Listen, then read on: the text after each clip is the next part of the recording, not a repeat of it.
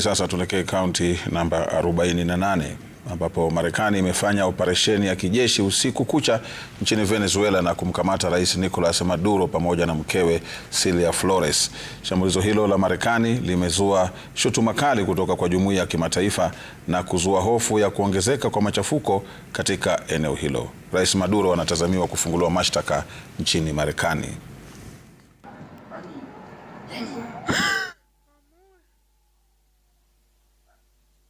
Wakati ndege za kijeshi za Marekani ziliposhambulia maeneo kadhaa nchini Venezuela katika saa za machweo Januari 3.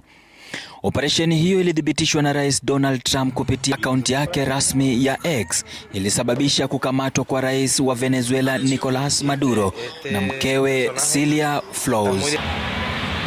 Ujumbe wa Trump ulieleza kuwa Marekani imefanikiwa kutekeleza shambulio kubwa dhidi ya Venezuela na kiongozi wake amekamatwa na kusafirishwa nje ya nchi. Mwisho wa nukuu. Serikali ya Venezuela imetangaza hali ya hatari ya kitaifa, ikitaja shambulio hilo kuwa uvunjaji wazi wa mamlaka ya kitaifa na kuishtumu Washington kwa uchokozi wa kijeshi. Marekani kwa muda mrefu imekuwa ikishtumu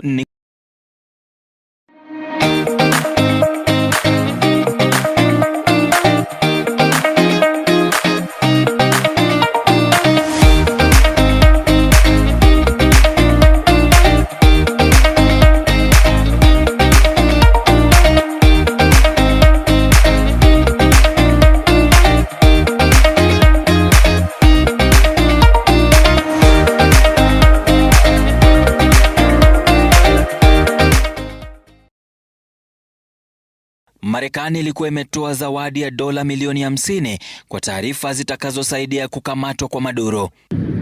Walioshuhudia waliripoti ndege za kijeshi zikiruka chini, magari yaliyoteketezwa na giza kote nchini. Maeneo muhimu ya kijeshi yakiwemo Fort Tiuna huko Caracas yalikuwa miongoni mwa maeneo yaliyolengwa. Katika wiki za hivi karibuni, Marekani imeteketeza meli 2 za mafuta karibu na Venezuela, ikizindua mashambulizi hatari dhidi ya zaidi ya boti 30 ambazo utawala wa Trump unasema zilikuwa zimebeba dawa za kulevya na kushambulia kile ambacho rais wa Marekani alikiita eneo wanapopakia meli za dawa za kulevya.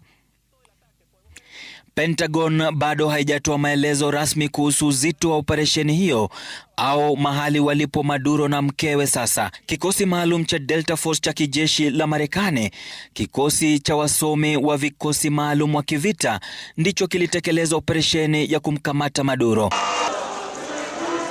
Ode Francis, Runinga ya Citizen, Nairobi.